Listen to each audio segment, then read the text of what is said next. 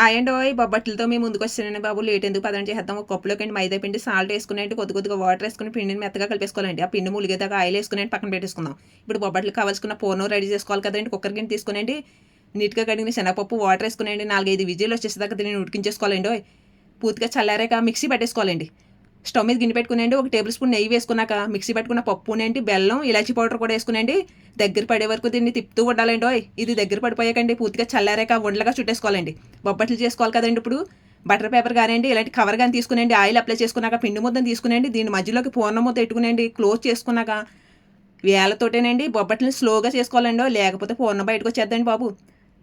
Stove మీద పెనం పెట్టుకునేయండి, ఈ బొబ్బట్ని వేసుకునేయండి, 2 వైపులు తిప్పుతూ నెయ్యితో కాల్చుకుంటే ఉంటుందండి. ఎంతో టేస్టీగా ఉంటుందండి బాబు. నెయ్యి లేని వాళ్ళకి టిప్ చెప్తున్నానండి. నెయ్యి తక్కువగా ఉండే వాళ్ళకండి సగం నెయ్యి సగం ఆయిల్ వేసుకునేయండి, ఈ బొబ్బట్లని చేసుకొచ్చేయండి బాబు. టేస్ట్లో ఏమి డిఫరెంట్ ఉంటుందండి. నచ్చితే లైక్ కొట్టండి. బాయ్ అండి.